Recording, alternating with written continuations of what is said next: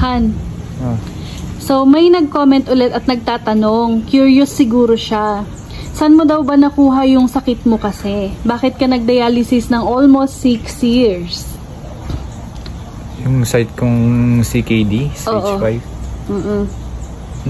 Actually po ma'am, maalala ko lang dati kasi maalala mo yung tinakbo mo ko dati nung sa clinic Oo. na masakit kasi yung ulo ko na sobrang sakit tapos hindi ko makan, hindi ko na matolerate yung sakit nun. Patakbo ako sa clinic tapos doon na binipi ako, yan taas ng BP ko tapos maalala mo hindi siya mapababa.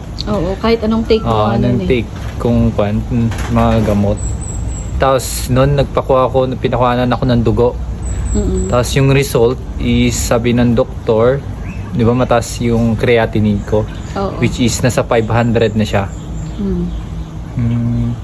Doon, yun yung maalala ko na. Tapos sabi ng doktor dati doon na punta tayo ng Nepro. Pa-consult na tayo ng Nepro kasi hindi na biro yung result na dati na yun.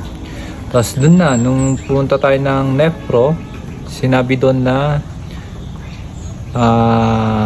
yung secondary to hypertension. Mga ganun. Yun na yung diagnosis. Yun na yung diagnosis.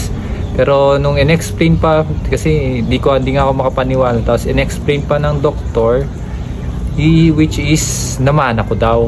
O kasi tinanong ka, di ba, kung may sakit sa pamilya, si Papa high blood. Si Papa kasi high blood, tapos yung tito ko din namatay din sa kidney. Pero hindi sila kasi nag-dialysis eh. Tapos, si Papa ngayon nagda-dialysis? Oo, si Papa ngayon nagda-dialysis. Pero dahil mas nauna din ako. sa high blood niya? Yeah. Pero mas nauna ako nag-dialysis sa kanya. Oo.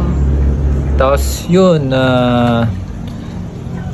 yun, pinaninip yung parang... Sa pagkain ba?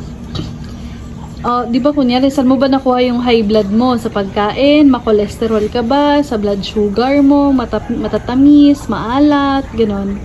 Sa pagkain? Hindi. Actually, sa pagkain, yung mga gustong pagkain kasi is more on salty side. Pero hindi na yung maalat, pero doon mismo. Sa processed foods, mahilig ba kayo sa family? Sa processed food, normal na kasi sa amin yun yung breakfast. Pero usually naman, balance din naman. Usually hotdog na may egg, mga ganun naman, longganisa.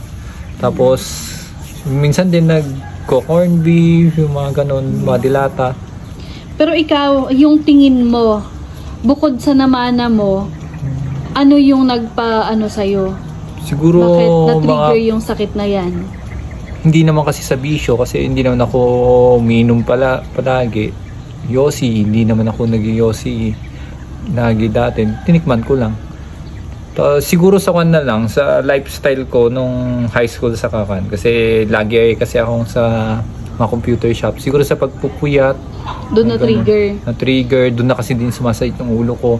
Tapos pag sumasakit yung ulo mo, umiinom ka ng pain reliever, gano'n? Oo, pag sobrang sakit na dati, mga paracetamol, gano'n. Merienda, kumakain ka ng soft drinks, ay umiinom ka? Chicheria konti lang, pero hindi nga ako mahilig sa soft drinks eh. Paminsan-minsan lang. Tapos natikman ko din naman yung mga energy drinks. Tikim na, pero hindi ako yung everyday, yung hindi rin naman yung twice a week. Pero natikman ko lang, pero hindi yung lagi kong iniinom mo kinakain. Pero yun talaga yung sabi ng doktor, di ba?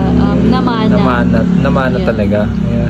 Oo, which is talaga naman sa mga father side ko kasi talagang usually sa kidney. Kaya doon ko din nalaman siguro. Isa na doon namana, tapos isa na rin is yung lifestyle ko din siguro kasi hindi maiwasan. Mas na-trigger. Tsaka ang dami ngayon nagkakasakit ng kidney failure na yun nga. CKD5 na hypertension, kahit mga bata actually madami. So hindi ko din alam kung saan nanggagaling, kung sa pagkain ba or anything, kasi ang daming uso-uso ngayon yung processed foods. So yan, may sasabihin ka pa? Yun na lang, ingatan na lang po lagi ang sarili, tapos magkaroon po tayo ng healthy diet, exercise, tapos inom po ng tubig. Tapos yun, lagi magpa-consult po sa doktor lagi para Yun yung hindi naman natin ginagawa, no? No, hindi kasi nagagawa, which is hindi naman, lalo na pag walang pera, pag wala kang iniintang sakit. Pero unlike iba na yearly talaga. na dapat talaga magpa-check up. Kasi kami din, pag hindi ka naman yung tipong kung kaya mo naman yung pain, kunyari ano lang, sakit ng ulo. Parang iniinom hindi ka na hindi ka na pupunta ng hospital, di ba? Pahinga na lang, ganun. Pero hindi natin alam na mayroon na palang iba. Kaya visit your doctor pag mga ganun. Pero yung asawa ko talaga, as in biglaan lang. As in nag-CKD na siya agad. So, yan. We hope po nasagot po namin yung tanong nyo. So, may sasabihin ka pa? Additional? Last na? Wala na. God bless na lang po. So, yan. Bye-bye guys. Thank you. Kung may mga tanong pa po kayo, pwede po kayo mag-comment sa video natin para masagot po namin. So, bye-bye.